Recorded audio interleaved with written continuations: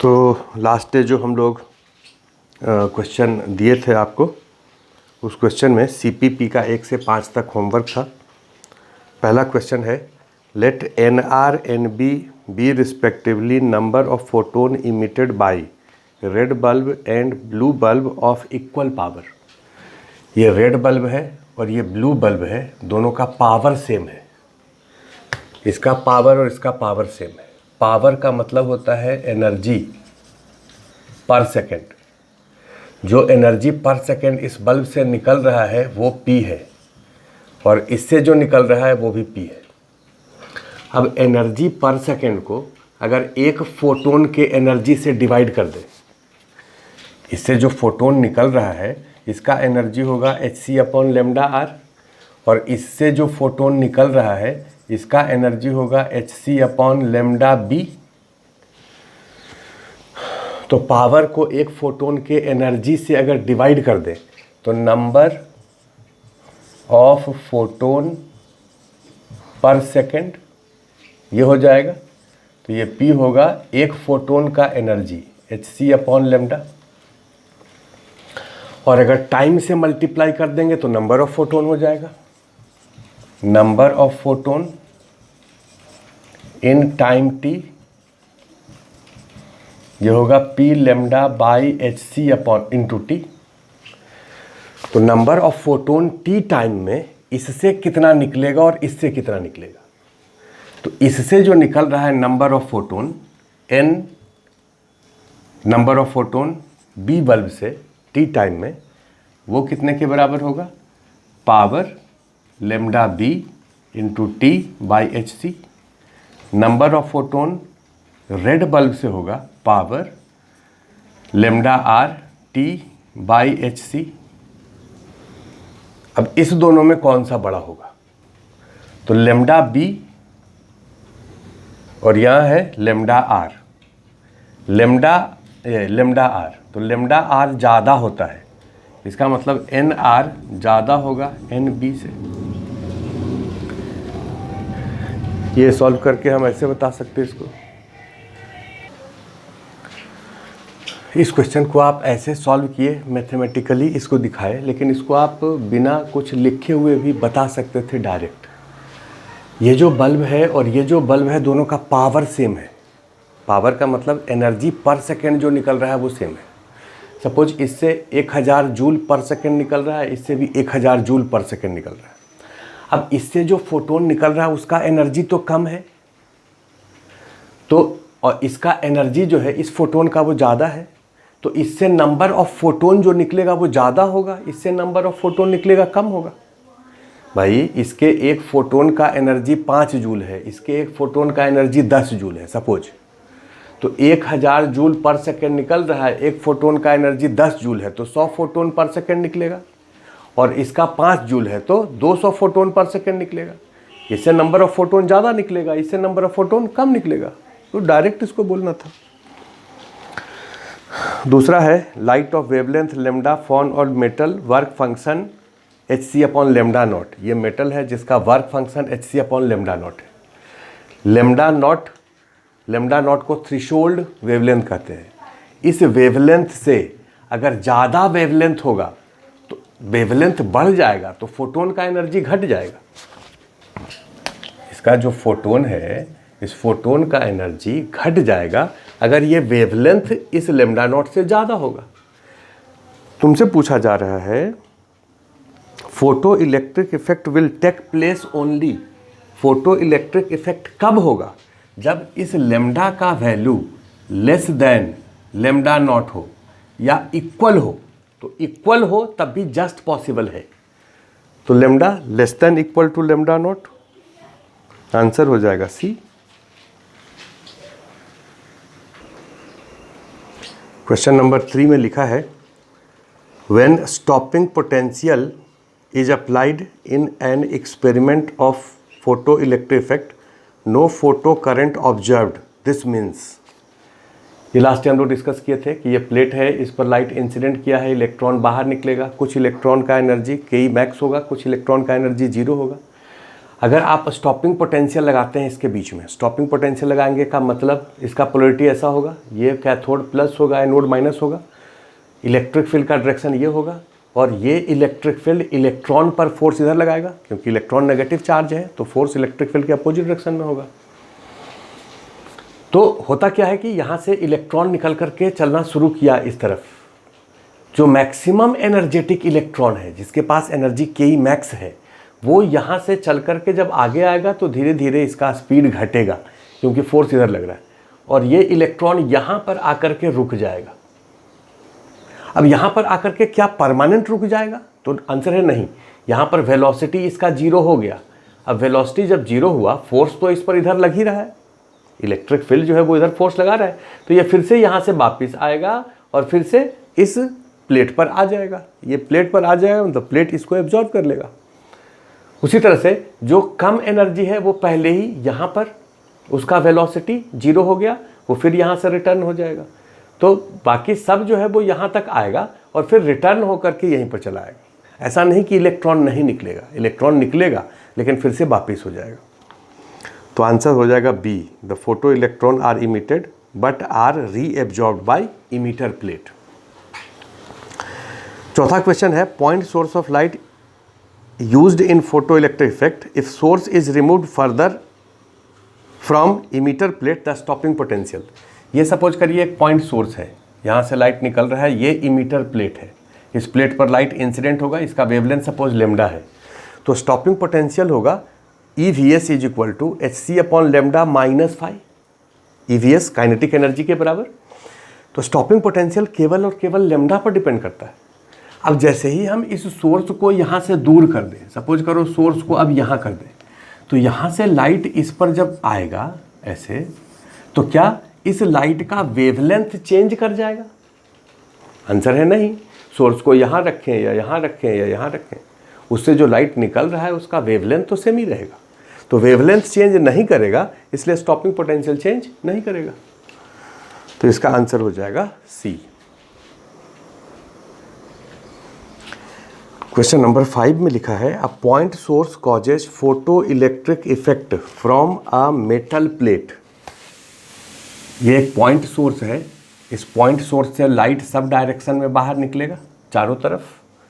अगर are radius का एक स्फीयर कंसीडर करें तो इंटेंसिटी यहाँ पर कितना होगा?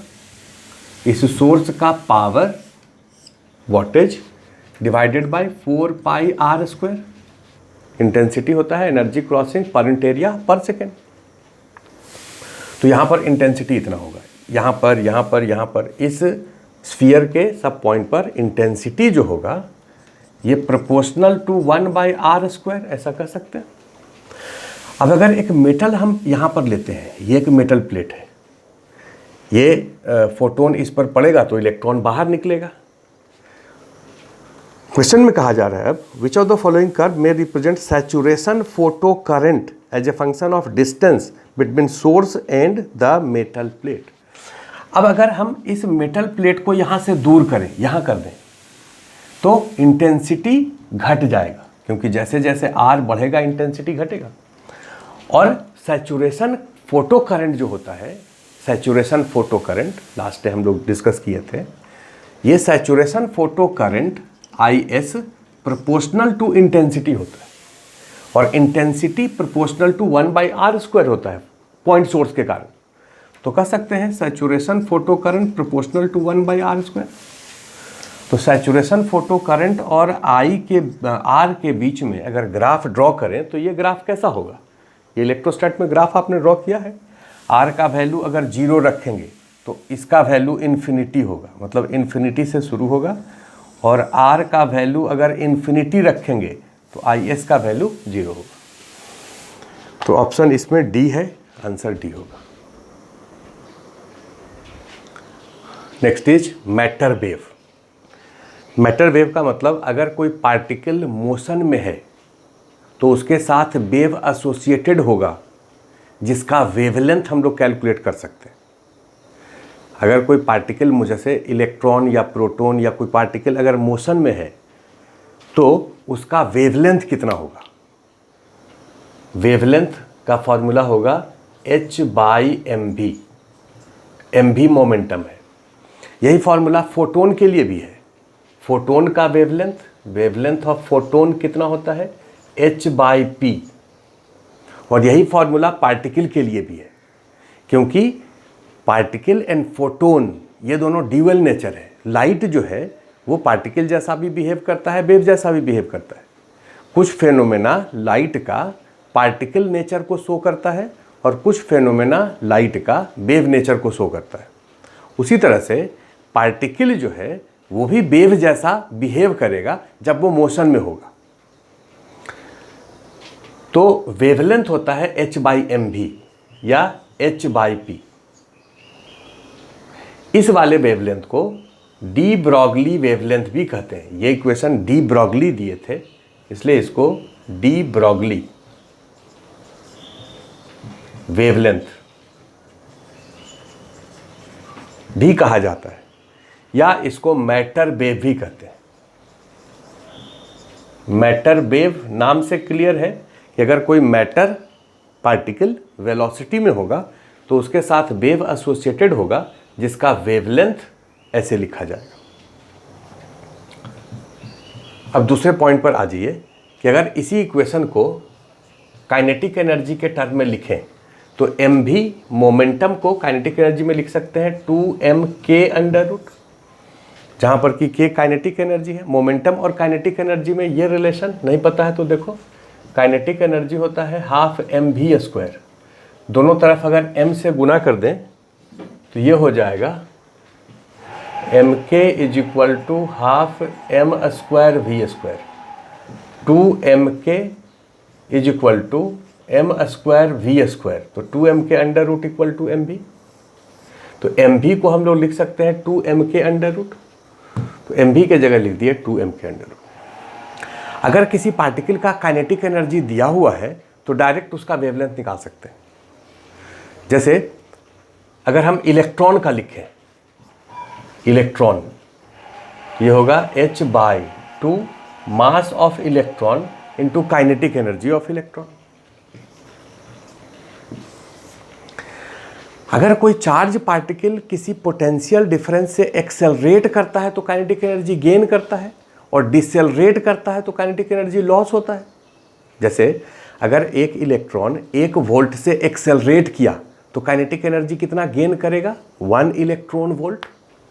और अगर 100 वोल्ट से एक्सेलरेट किया तो काइनेटिक एनर्जी कितना गेन करेगा, 100 इलेक्ट्रॉन वोल्ट। यही तो इलेक्ट्रॉन वोल्ट का डेफिनेशन है। तो अगर कोई इलेक्ट्रॉन सपोज v वोल्ट से एक्सेलरेट किया, अगर कोई इलेक्ट्रॉन v वोल्ट से एक्सेलरेट करता है तो काइनेटिक एनर्जी कितना गेन करेगा, kinetic energy of electron if accelerated through v volt potential difference.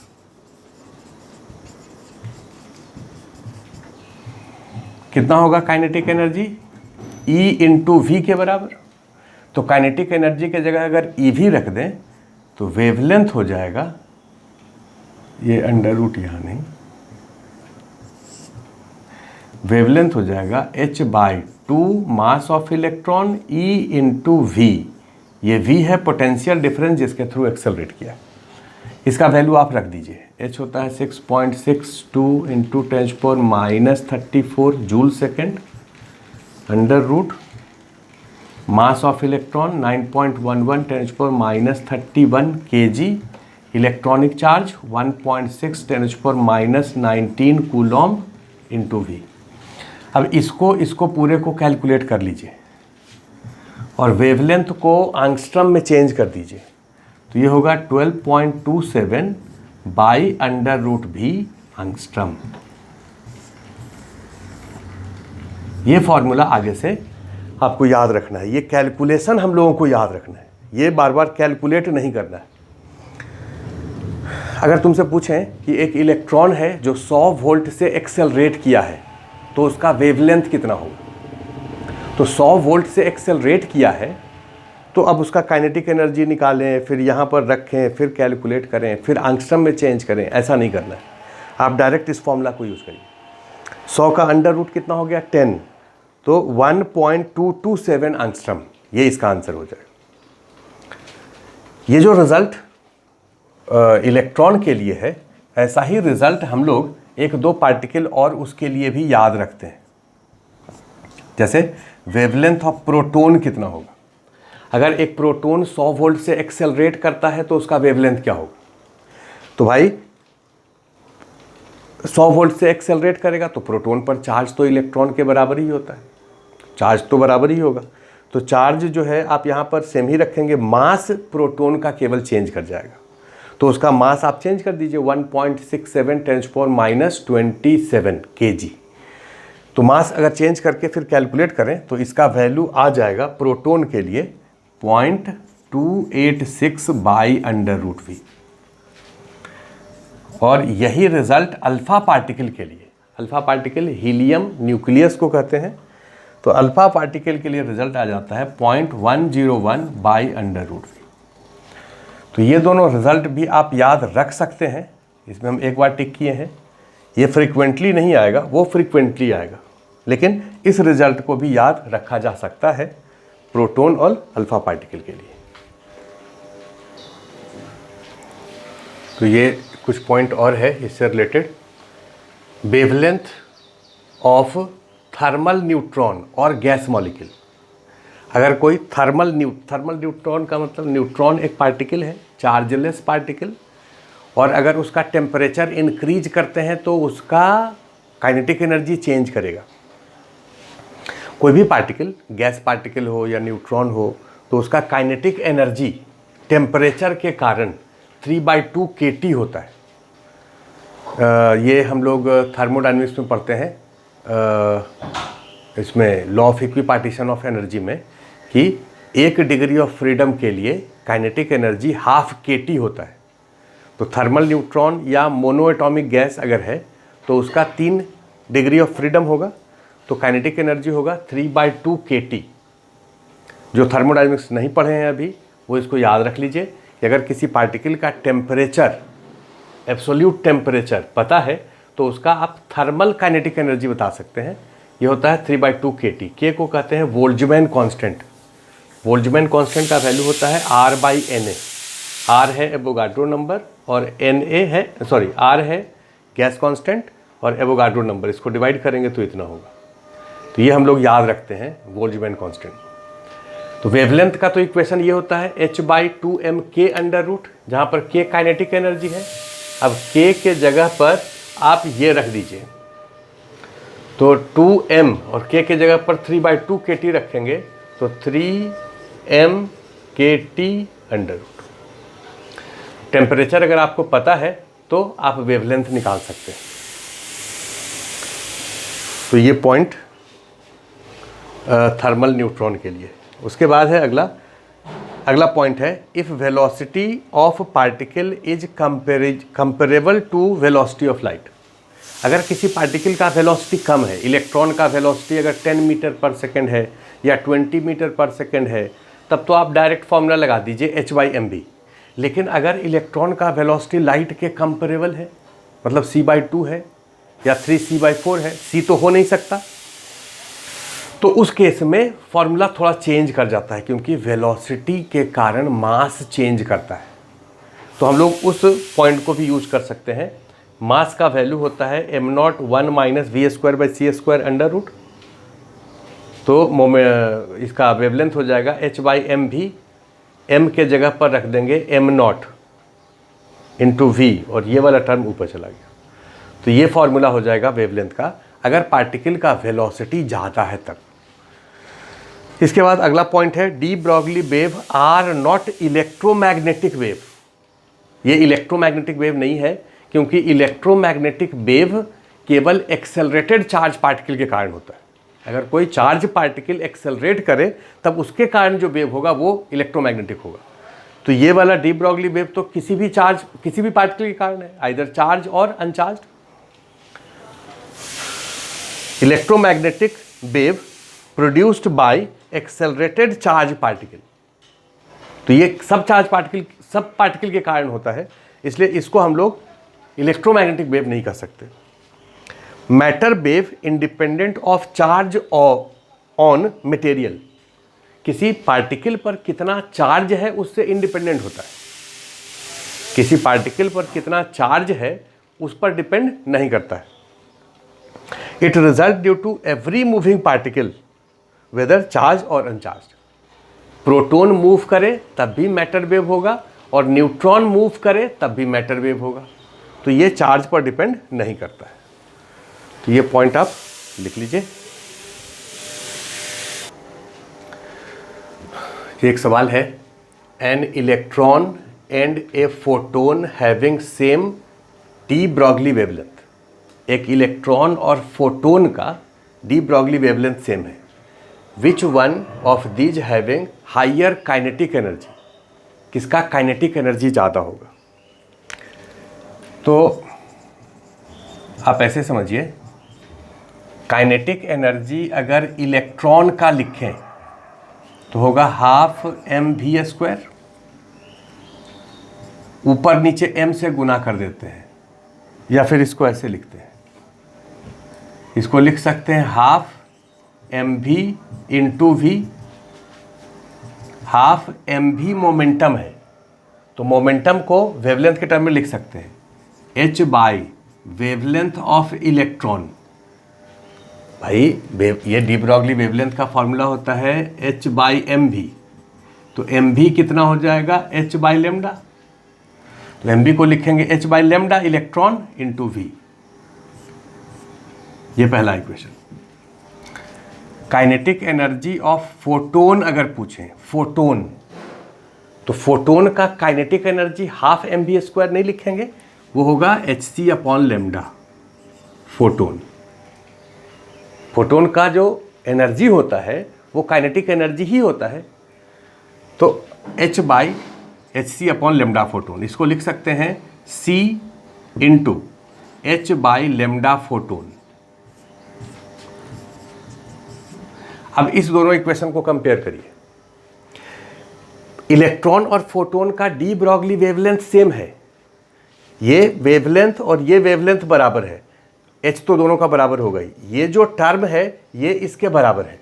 अब ये बताओ कि इसमें c से मल्टीप्लाइड है और इसमें v/2 से मल्टीप्लाइड है, तो इस दोनों में बड़ा कौन है।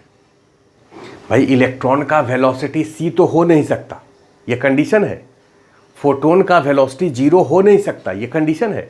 इलेक्ट्रॉन का वेलोसिटी c से कम ही रहेगा, मतलब ये जो वेलोसिटी इलेक्ट्रॉन का ये c से कम है, और ये c/2 अगर हो जाए, अगर सपोज करो c ही हो जाए तो ये c/2 होगा, ये c है, ये बड़ा है,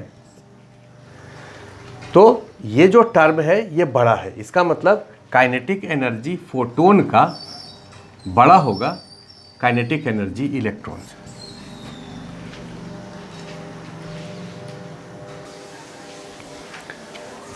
अगला क्वेश्चन ये है, a photon and an electron having same de Broglie wavelength. Photon and electron का डी ब्रॉगली वेवलेंथ सेम है, जैसे पिछले क्वेश्चन में था। पिछले क्वेश्चन में पूछा गया था कि किसका काइनेटिक एनर्जी ज़्यादा होगा, अभी पूछा गया है which has greater total energy. Total energy किसका ज़्यादा है। टोटल एनर्जी होता है kinetic energy plus mass energy. जैसे मॉडर्न फिजिक्स में हम लोग मास को भी एनर्जी लेते हैं। ये सपोज करो कोई पार्टिकल है, अगर रुका हुआ है तो इसका एनर्जी mc² होगा, और ये पार्टिकल अगर मूव कर रहा है v वेलोसिटी से तो इसका एनर्जी होगा half mv² plus mc²। Mass energy plus kinetic energy दोनों को सम कर देंगे, हाफ mv² प्लस mc², तो टोटल एनर्जी होगा kinetic energy plus mass energy. अब देखो, अगर हम टोटल एनर्जी इलेक्ट्रॉन का लिखें तो इलेक्ट्रॉन का kinetic energy half mv² plus mass energy mc², और टोटल एनर्जी अगर फोटोन का लिखें तो फोटोन का केवल काइनेटिक एनर्जी होगा, मास एनर्जी उसका 0 होगा, क्योंकि mc² करेंगे तो उसका रेस्ट मास तो 0 है। तो फोटोन का टोटल एनर्जी होगा केवल hc अपॉन लेमडा फोटोन, ये काइनेटिक एनर्जी ही उसका होता है। अब इस दोनों में कंपैरिजन करना है कि कौन बड़ा है कौन छोटा है।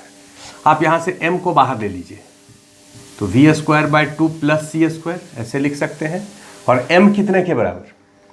भाई लैम्डा इलेक्ट्रॉन होगा h/mv, तो m होगा h/λ इलेक्ट्रॉन इंटू v। इस m को लिख सकते हैं h/λ इलेक्ट्रॉन इंटू v²/2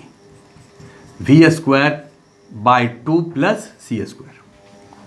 इसको हम एक बार और लिख रहे हैं, दिस इज इक्वल टू, इस v को अंदर ले जाओ, तो h/λ इलेक्ट्रॉन v/2 + c²/v। और इसको हम लोग लिख देते हैं फिर से एक बार, c को बाहर ले लीजिए, h/λ फोटोन। ये देखिए, अब इसमें और इसमें कंपैरिजन करिए, इधर c है और इधर है v/2 c²/v, h/λe h/λph, ये तो दोनों सेम ही है क्योंकि दोनों का डी ब्रॉगली वेवलेंथ तो सेम है। तो ये टर्म इसके बराबर हो जाएगा, इससे मल्टीप्लाइड क्वांटिटी ये c है और इससे मल्टीप्लाइड क्वांटिटी ये है v/2 + c²/v। इस दोनों में, इसमें और इसमें कौन बड़ा है ये आपको पता करना है।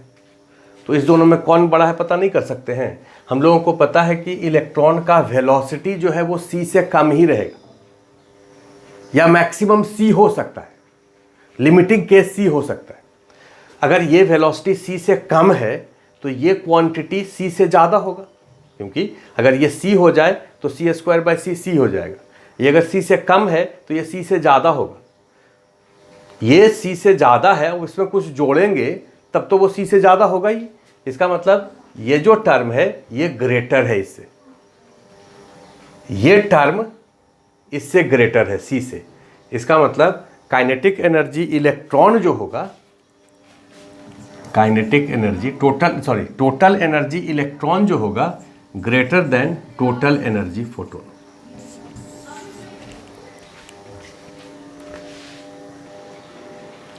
तो हम लोग अगले टॉपिक पर आते हैं, एटॉमिक फिजिक्स। एटॉमिक फिजिक्स में हम लोगों को दो चीज़ पढ़ना है, एक है बोर्स मॉडल, बोर्स थ्योरी, और दूसरा है एक्स रेज। बोर्स थ्योरी में bourse theory of hydrogen like atom. Hydrogen like atom किसको कहते हैं? ऐसा एटम जिसमें कि एक ही इलेक्ट्रॉन हो, एटम हैविंग 1 इलेक्ट्रॉन। जैसे हाइड्रोजन 1 इसको एटॉमिक नंबर कहते हैं और इसको मास नंबर कहते हैं। एटॉमिक नंबर का मतलब number of proton plus neutron, जो कि न्यूक्लियस में होता है। और ये होता है number of proton, atomic number, और मास नंबर होता है number of proton plus neutron. तो इसमें एक प्रोटॉन होता है और कोई न्यूट्रॉन नहीं होता है, एक ही इलेक्ट्रॉन रिवॉल्व करता है। हीलियम एटम अगर रहे तो इसको ऐसे लिखेंगे, हीलियम एटम में न्यूक्लियस में 2 प्रोटॉन होगा और 2 न्यूट्रॉन होगा और ऑर्बिट में 2 इलेक्ट्रॉन रिवॉल्व करेगा। लेकिन अगर यहाँ पर प्लस कर दें, इसका मतलब एक इलेक्ट्रॉन को आप यहाँ से हटा दिए, अब केवल एक ही इलेक्ट्रॉन बच गया, तो इसको हम लोग हाइड्रोजन लाइक एटम कहेंगे। सिमिलरली लिथियम प्लस, इसके न्यूक्लियस में 3 प्रोटॉन और 4 न्यूट्रॉन, ये प्रोटॉन हो गया, और प्रोटॉन प्लस न्यूट्रॉन 7 है, तो न्यूट्रॉन कितना हो गया? 4, और एक ही इलेक्ट्रॉन रहेगा। कोई भी एटम जो है वो न्यूट्रल होता है, जितना उसके अंदर प्रोटॉन होगा उतना ही इलेक्ट्रॉन होगा। तो यहाँ पर अगर कोई भी हम प्लस माइनस साइन नहीं दे तो ये एटम को रिप्रेजेंट करता है। इसके ऑर्बिट में 3 इलेक्ट्रॉन रिवॉल्व करेगा, लेकिन एक बार प्लस कर दे मतलब एक इलेक्ट्रॉन को आप बाहर निकाल दिए, एक और प्लस कर दे मतलब 2 इलेक्ट्रॉन को आप बाहर निकाल दिए। तो 2 इलेक्ट्रॉन को निकाल दिए तो एक ही बचा, ये कैसा हो गया? Hydrogen like atom. तो ऐसे ही हाइड्रोजन लाइक एटम का अगर जनरल केस हम कंसीडर करें, जनरल केस कहने का मतलब एक ऐसा एटम लें जिसके न्यूक्लियस में Z प्रोटॉन हो। जनरल केस में हम लोग लिख सकते हैं XZA। Z का मतलब नंबर ऑफ प्रोटॉन, A का मतलब number of proton plus neutron, और इसको हम लोग एटम कहेंगे। इसमें आप क्या करिए कि Z-1 प्लस कर दीजिए, मतलब जितना प्रोटॉन है उसमें से एक कम, प्रोटॉन कर दिए तो उतना ही इलेक्ट्रॉन को आप यहाँ से बाहर निकाल दीजिए, तो ये जनरल टर्म हो गया, ये हाइड्रोजन लाइक एटम हो गया। इसके न्यूक्लियस में Z प्रोटॉन होगा, A माइनस Z न्यूट्रॉन होगा और ऑर्बिट में केवल एक इलेक्ट्रॉन होगा। ऐसे एटम के लिए ये बोर्स थ्योरी वैलिड है, सबके लिए वैलिड नहीं है, केवल एक इलेक्ट्रॉनिक सिस्टम के लिए ही वैलिड है। इस बोर्स थ्योरी में 2 पॉइंट बोर दिए, 2 बात बताए जिसको पॉस्टुलेट कहते हैं, बोर्स पॉस्टुलेट।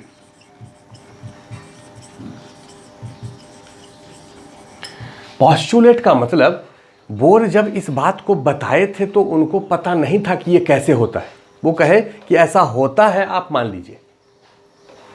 लेकिन बाद में ये पता चला कि जो बोर कहे थे वो सही कहे थे, ऐसा होता है। तो पॉस्टुलेट का मतलब उसका एक्सप्लेनेशन पता नहीं है, लेकिन फिर भी उसको मानिए। बोर्स पॉस्टुलेट में सबसे पहला था कि कोई भी इलेक्ट्रॉन जो ऑर्बिट में रिवॉल्व करता है जिसका रेडियस r है, तो ये क्यों रिवॉल्व करता है? ये रिवॉल्व करता है कोलम्बियन अट्रैक्शन के कारण, रिवॉल्व करता है कोलम्बियन अट्रैक्शन के कारण। ये जो इलेक्ट्रॉन है इसका वेलोसिटी सपोज करो v है, ये इलेक्ट्रॉन एक सर्कुलर पाथ में रोटेट कर रहा है जिसका रेडियस r है। इस इलेक्ट्रॉन और न्यूक्लियस में जो प्रोटॉन है उसके बीच में कोलम्बियन अट्रैक्शन होगा। तो पहला पॉइंट लिख लीजिए, electron revolve due to Coulombian attraction, Coulombian attraction between electron and proton. तो कूलॉम्ब इक्वेशन तो आप पढ़ ही चुके हैं। ये इलेक्ट्रॉन और ये प्रोटॉन के बीच में एक फोर्स लगेगा सेंटर के तरफ। ये फोर्स कितने के बराबर होगा? Q1 Q2 by R square. इस पर चार्ज है E, इस पर चार्ज है ZE बाई दोनों के बीच का डिस्टेंस का स्क्वायर। इसका डिस्टेंस यहाँ से यहाँ तक है R। फोर्स का डायरेक्शन इधर लिख चुके हैं, ये मैग्नीट्यूड है। डायरेक्शन तो सेंटर के तरफ, क्योंकि ये प्लस चार्ज है और ये माइनस चार्ज है। तो फोर्स का मैग्नीट्यूड इतना होगा। ये जो फोर्स है इसको हम लोग सेंट्रिपिटल फोर्स कहेंगे, क्योंकि इलेक्ट्रॉन का मोशन सर्कुलर मोशन है। कैसा circular motion? Uniform circular motion. सब जगह इसका स्पीड सेम है। तो ये जो फोर्स है ये कितने के बराबर होना चाहिए? mv² by are. ये तो आपको पता है ही। एक r से r कैंसिल कर दीजिए तो kZe² equal to mv² r। ये पहला इक्वेशन। और बोर का दूसरा पॉस्टुलेट है जिसको कि बाद में डी ब्रॉगली प्रूव करके दिखाए। दूसरा पॉस्टुलेट है कि ये जो इलेक्ट्रॉन है उसका angular momentum integral multiple of h/2π होगा। एंगुलर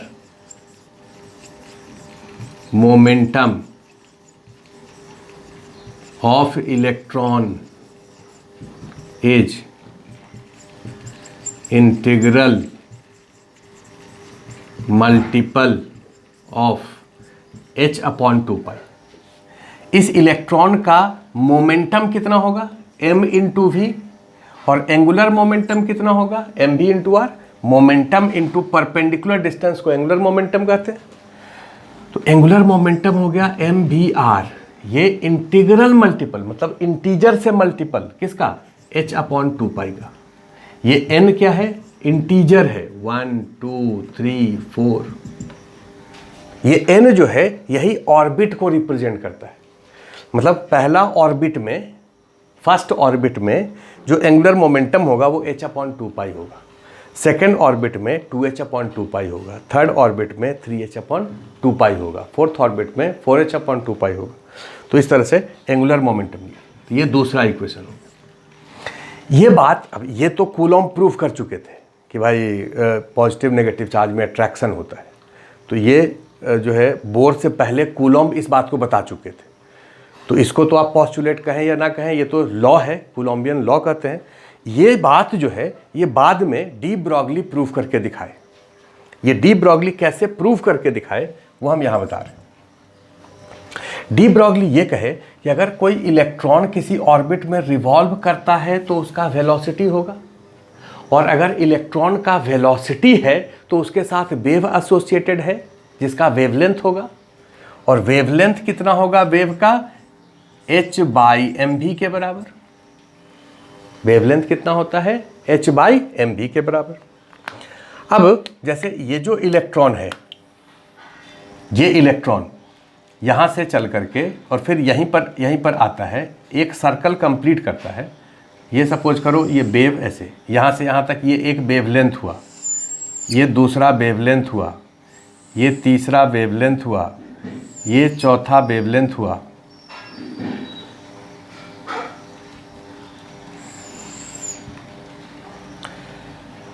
ये इलेक्ट्रॉन जब इस पॉइंट से चला है और फिर से इसी पॉइंट पर जब पहुंचा है तो या तो एक वेव कंप्लीट करके यहाँ आए, या 2 वेव कंप्लीट करके आए, या 3 वेव कंप्लीट करके आए। क्योंकि ये हम लोग वेव में पढ़ते हैं कि अगर कोई पार्टिकल यहाँ से स्टार्ट किया है और या यहाँ से स्टार्ट किया, एक वेव कंप्लीट करने के बाद स्टार्ट करें, एक वेव जब कंप्लीट होता है तो फेज चेंज 2π होता है। एक वेव जब कंप्लीट होता है तो फेज चेंज कितना होता है, 2π होता है। एक वेव कहने का क्या मतलब, ये पॉइंट से लेकर के बिल्कुल सिमिलरली ऐसे ही पॉइंट पर जब आ जाए, तो ये वाला पार्टिकल जब यहाँ से चल करके यहाँ पर आएगा तो इसमें या तो ये एक वेव कंप्लीट करके आए या 2 वेव कंप्लीट करके आए, तब फेज सेम रहेगा, अलग फेज नहीं होगा। जिस फेज पर स्टार्ट किया है जब यहाँ पर आएगा तो उसका फेज हमेशा सेम रहेगा। ये इलेक्ट्रॉन यहाँ पर अगर 0 फेज से स्टार्ट किया है तो जब ये फिर से यहाँ आएगा तो इसका फेज पाई नहीं हो जाएगा। अगर इसका फेज पाई हो गया का मतलब इसके वेलोसिटी का डायरेक्शन अपोजिट हो जाएगा। तो अगर 0 से स्टार्ट किया है तो फेज फिर से 2π होगा, 2π इज इक्विवेलेंट टू 0, या फेज 4π होगा, या फेज 6π होगा। जैसे ये बात हम लोग वेव में पढ़ते हैं, ये जैसे कोई भी अगर हम वेव का ग्राफ ड्रॉ करें तो ये पॉइंट और ये पॉइंट सेम फेज पर है, ये पॉइंट और ये पॉइंट अपोजिट फेज पर है, ये पॉइंट और ये पॉइंट इसके बीच में फेज डिफरेंस π/2 है, 90 डिग्री है। तो अगर इलेक्ट्रॉन यहाँ से शुरू किया है और सपोज करो यहाँ से यहाँ तक आया और वेव कंप्लीट सपोज यहाँ से यहीं तक हुआ, तो फिर जब यहाँ आएगा तो उसका फेज π/2 हो जाएगा। लेकिन अगर ये पॉइंट पर ये इलेक्ट्रॉन है तो एक वेव कंप्लीट करने के बाद फेज सेम ही होना चाहिए। इसका मतलब कि यहाँ से यहाँ तक आने में वो या तो एक वेव कंप्लीट करे तब उसका फेज सेम होगा, ये 2π है, या दूसरा वेव कंप्लीट करे इसका फेज 4π होगा। 0, 2π, 4π ये सब सेम होता है। तो अगर ये इलेक्ट्रॉन किसी सर्कल को कंप्लीट कर रहा है तो ये या तो एक वेव कंप्लीट करे, मतलब एक वेवलेंथ हो, या तो लैम्डा हो, या यहाँ से यहाँ तक का डिस्टेंस 2 लैम्डा हो, या 3 लैम्डा हो, या n लैम्डा हो। तो n lambda is equal to 2πr। ये डिस्टेंस यहाँ से यहाँ तक कितना होगा, 2πr। ये कितने के बराबर, n लैम्डा। ये बात जो है ये डी ब्रॉगली बताए। तो 2πr is equal to n lambda de Broglie के अनुसार h/mv। इस mv को इधर ले आइए, mvr is equal to nh/2π। ये बात बोर बताए थे, लेकिन जब ये बात बताए थे तो वो एक्सप्लेन नहीं किए थे, डी ब्रॉगली इसको एक्सप्लेन करके बताए ऐसे। तो इस वाले पॉइंट को आप नोट करके लिख लीजिए, ये इंपॉर्टेंट पॉइंट है, इस पर क्वेश्चन आपसे पूछा जा सकता है। अब ये कुछ कैलकुलेशन हम लोग कर रहे हैं इस दोनों इक्वेशन से। पहला कैलकुलेशन है कि इस इलेक्ट्रॉन का वेलोसिटी कितना होगा, ये दूसरा इक्वेशन और ये पहला इक्वेशन। पहला इक्वेशन है mv² इक्वल टू kZe², और दूसरा इक्वेशन है mvr is equal to nh/2π।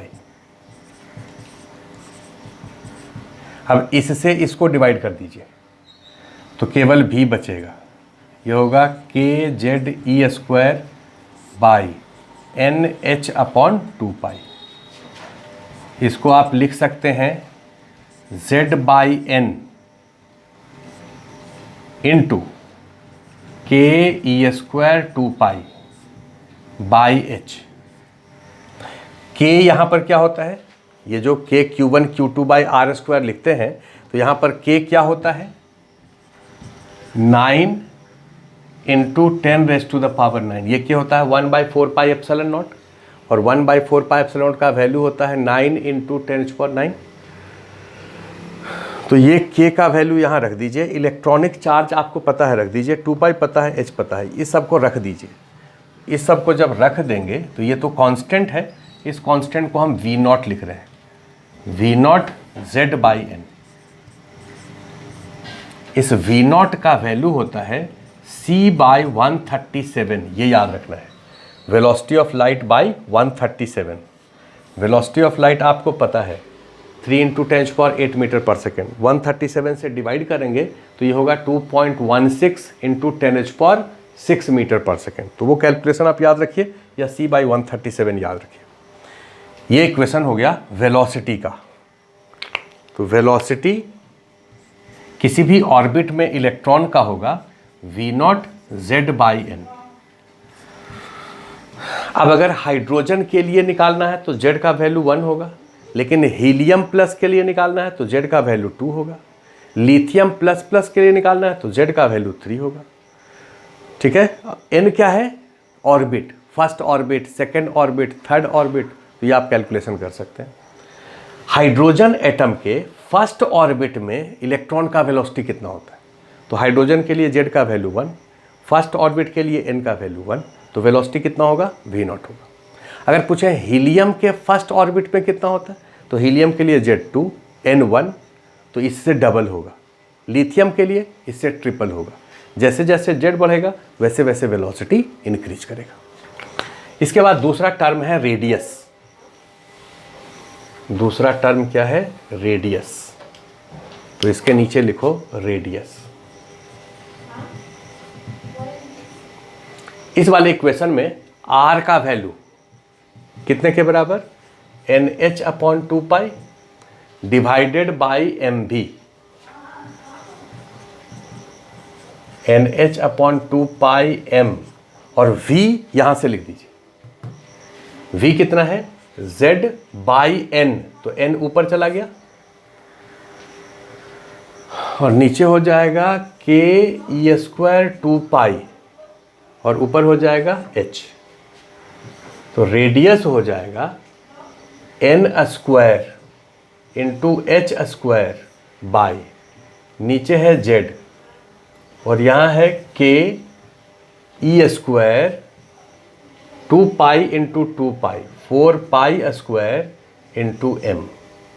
ये क्वांटिटी कांस्टेंट है, h k e 4πm ये कांस्टेंट है। इसको हम लोग R0 कहते हैं। R0 का वैल्यू होगा n²/z।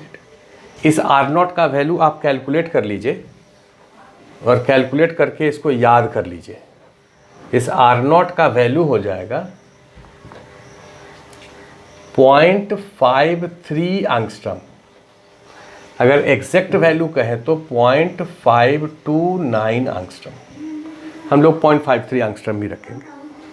हाइड्रोजन एटम के फर्स्ट ऑर्बिट में इलेक्ट्रॉन का वेलोसिटी होता है 0.53 एंगस्ट्रॉम। अगर सेकेंड ऑर्बिट में पूछें या थर्ड ऑर्बिट में पूछें तो उसके अकॉर्डिंगली आप इसको चेंज कर सकते हैं। अगर तुमसे पूछें कि R और N के बीच में ग्राफ कैसा होगा, R proportional to n², n² graph कैसा होता है, पैराबोला होता है, ये पैराबोलिक ग्राफ होगा। R और R0 और Z अगर कांस्टेंट है तो ये कैसा ग्राफ होगा, पैराबोलिक।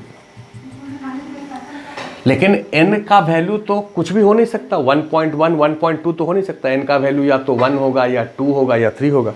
मतलब n का वैल्यू आप स्टार्ट तो 1 से ही कर सकते हैं। तो ये वाला ग्राफ पैराबोला का जो ग्राफ है वो इधर वाला केवल वैलिड होगा, यहां से स्टार्ट होगा। n का वैल्यू अगर 1 है तो उसके करस्पॉन्डिंग r का वैल्यू कितना होगा, R0/z।